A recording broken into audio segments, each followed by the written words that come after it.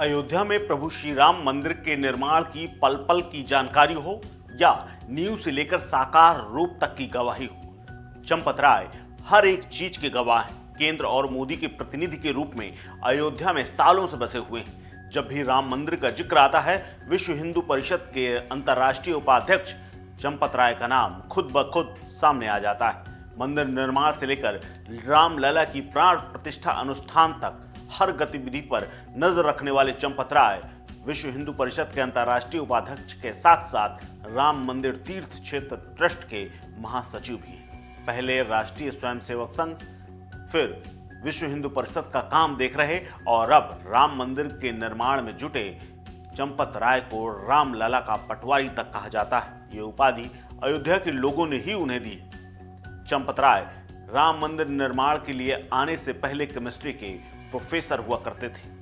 दरअसल ये व्यक्ति इसलिए चर्चा में है क्योंकि बीते कई सालों से अयोध्या में बसा हुआ है और पूरे काम काज को देख रहा है, हर एक व्यक्ति से इंटरेक्ट कर रहा है। इसकी व्यस्तता का आलम यह है कि इन दिनों इनकी व्यस्तताओं के चलते तमाम काम काज इन्हीं के इशारे पर होते हैं। मीडिया से बातचीत से लेकर चाहे प्रधानमंत्री नरेंद्र मोदी तक को कुछ ब्रीफ करना हो, हर एक फीडबैक अयोध्या से जुड़ा हुआ और राम मंदिर से जुड़ा हुआ चंपत राय ही दे देते हैं। दरअसल चंपत राय की बात करें तो इनके बारे में लोग सर्च कर रहे हैं। दरअसल यूपी के बिजनौर जिले के रहने वाले नगीना तहसील में इनका जन्म 18 नवंबर 1946 को रामेश्वर प्रसाद बंसल और सावित्री देवी के घर पर हुआ था। ये 10 भाई बहनों में से दूसरे नंबर के हैं।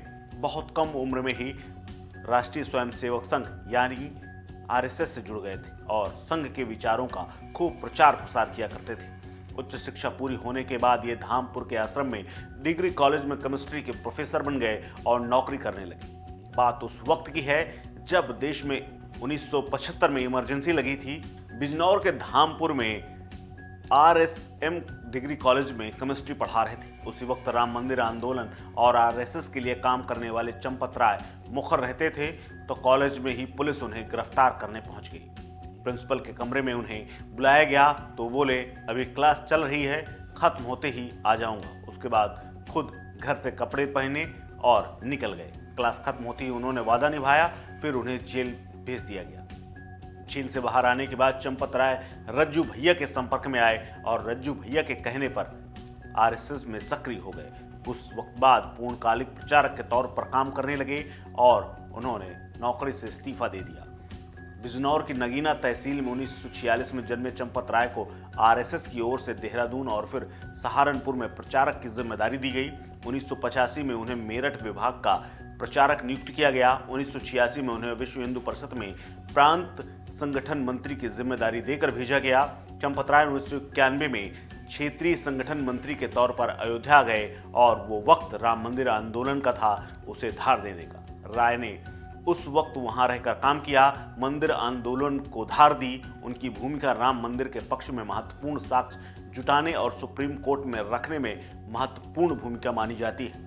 चंपत राय ने कभी शादी नहीं की। चंपत राय सुप्रीम कोर्ट में चल रही सुनवाई में मुख्य पैरोकार और पक्षकार रहे हैं। राम मंदिर भूमि पूजन समारोह में जो आयोजन हुआ था वो उन्होंने ही संपादित कराया था। 1991 में राय की क्षेत्रीय संगठन मंत्री बना करके उनकी भूमिका के लिए अयोध्या भेजा गया था।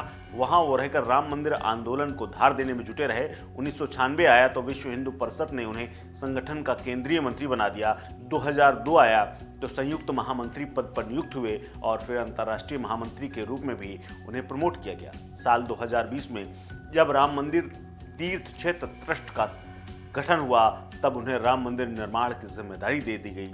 चाहे वो मंदिर का शिखर हो, हर चीज के चंपत राय गवाह। चंपत राय ने ना तो शादी की ना ही उनका घर से लगाव। वो कभी कभार ही अपने घर जाते हैं और अयोध्या में ही उन्होंने अपना डेरा डाल रखा है। अयोध्या में राम लला के मंदिर निर्माण को लेकर के सामाजिक आंदोलन के साथ साथ कानूनी लड़ाई भी चंपत राय की अहम भूमिका के बीच होकर गुजरती है। चंपत राय ने ही राम जन्मभूमि की तमाम फाइलें, साक्ष्यों से लेकर के एक बाकायदा वकीलों को डेली ब्रीफ करना, वकीलों की डिमांड पर हर दस्तावेज उपलब्ध कराना चंपत राय का ही पूरा काम था। रोज रोज वकीलों को कोर्ट में प्रस्तुत करने के लिए नए नए साक्ष्य उपलब्ध कराने से लेकर के वकीलों के साथ संपर्क, वकीलों के साथ कोर्ट जाना, सुनवाई के दौरान धैर्य बनाए रखते हुए पूरी जिम्मेदारी के साथ एक एक पन्ना इकट्ठा करना, चंपत राय ने इन सारी भूमिकाओं को बखूबी निभाया, जो कि साधारण बात नहीं। राम जन्मभूमि अयोध्या में रामलला के मंदिर निर्माण के लिए चंपत राय की भूमिका अहम देखते हुए इन्हें प्रधानमंत्री मोदी का प्रतिनिधि के तौर पर भी माना जाता है और इन्हें प्यार से लोग रामलला का पटवारी तक कहते हैं। राम मंदिर का निर्माण कार्य और प्राण प्रतिष्ठा के कार्यक्रम का काम भी चंपत राय की निगरानी में ही हो रहा है और माना जाता है कि प्रधानमंत्री नरेंद्र मोदी के बेहद करीबी हैं और अक्सर प्रधानमंत्री से इनकी वार्ता होती रहती है। इस खबर में फिलहाल इतना ही। अपडेट्स के लिए बने रहिए वन इंडिया हिंदी के साथ।